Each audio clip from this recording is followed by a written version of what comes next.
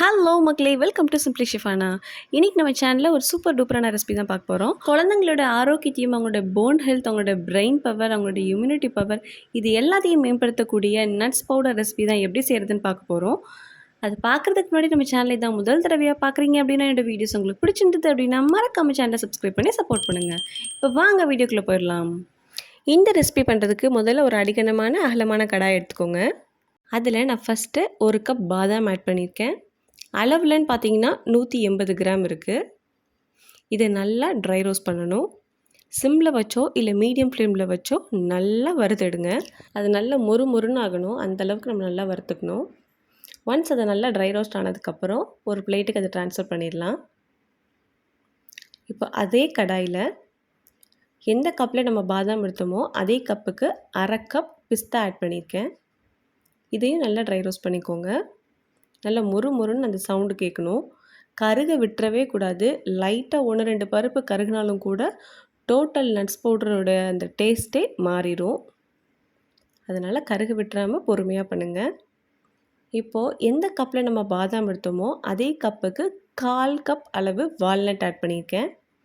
Walnuts கம்மியாகவே add பண்ணுங்கள். ஏன்னா அது அந்த டேஸ்ட் எல்லாருக்கும் பிடிக்கும்னு சொல்ல முடியாது. அதனால் 1/4 கப் மட்டும் ஆட் பண்ணால் போதும். இதையும் நல்லா ட்ரை ரோஸ்ட் பண்ணிக்கலாம். அது எடுக்கும் போதே நம்ம கையால் உடைக்கிற மாதிரி இருக்கணும். நல்லா மொறுன்னு இருக்கணும். அந்த ஸ்டேஜில் நம்ம இதையும் ஒரு பிளேட்டுக்கு ட்ரான்ஸ்ஃபர் பண்ணிக்கலாம். இப்போ அந்த கடாயில் இந்த தொலியெலாம் நல்லா கருகி போயிருக்குல்ல, இதை ஒரு டிஷ்யூ பேப்பர் வச்சு எடுத்துடலாம். இது அந்த வால்நட்ஸோட தொலி. இது டிஷ்யூ பேப்பர் வச்சு எடுத்துருங்க. இல்லைனா இந்த கசப்புத்தன்மை அந்த டோட்டல் நட்ஸ் பவுடர்லேயுமே சேர்ந்து கலந்துரும்.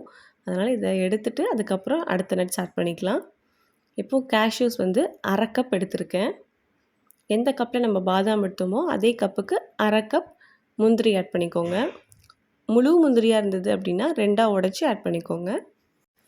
முந்திரி சீக்கிரமே வறுபடக்கூடிய தன்மை கொண்டது. அதனால் இதை கடைசி ஆட் பண்ணிக்கோங்க. ஏன்னா கடாய் நல்லா சூடாக இருக்கும் இல்லையா, கரிஞ்சு போயிடக்கூடாதுன்னு சொல்லி தான் இதை கடைசி ஆட் பண்ண சொல்கிறேன். இதுவும் நல்லா மொறுன்னு வறுபட்டதுக்கப்புறம் இதையும் அதே பிளேட்டுக்கு ட்ரான்ஸ்ஃபர் பண்ணிக்கலாம். ஒவ்வொரு டைமும் அடுத்த நட்ஸ் ஆட் பண்ணுறதுக்கு முன்னாடி டிஷ்யூ பேப்பர் வச்சு நல்லா தொடச்சி எடுத்துக்கோங்க. இப்போ இதில் 2 டேபிள் ஸ்பூன் பூசணி விதை ஆட் பண்ணியிருக்கேன். இது போட்டோடனே நல்லா டப்புன்னு வெடிக்கும் அந்த கடாயில் இருக்க சூடில். ஸோ அதை எல்லாம் நல்லா வெடித்ததுக்கப்புறம் ஸ்டவ் ஆஃப் பண்ணிடுங்க. ஃபைனலாக அது கூடயே 2-3 ஏலக்காவையும் சேர்த்துக்கோங்க. ஃபைனலாக பம்கின் சீட்ஸ் போட்டோம்ல, அந்த டைமில் சேர்த்துக்கோங்க. இப்போ இது எல்லா நட்ஸும் நல்லா ஆறினதுக்கப்புறம் ஒரு மிக்சர் கிரைண்டருக்கு மாற்றிடலாம். இந்த நட்ஸ் பவுடர் அரைக்கிறதுல தான் நம்மளோட சாமர்த்தியமே இருக்குது. ஒன்று பல்ஸில் வச்சு அரைக்கணும், அப்படி இல்லைன்னா ஃபஸ்ட்டு ஸ்பீடில் வச்சு அரைக்கணும். ஒரேடியாக அரைச்சிட்டே இருக்கக்கூடாது. அப்படி அரைச்சோம் அப்படின்னா அதுலேருந்து எண்ணெய் பிரிஞ்சு திப்பி ஆயிரும்.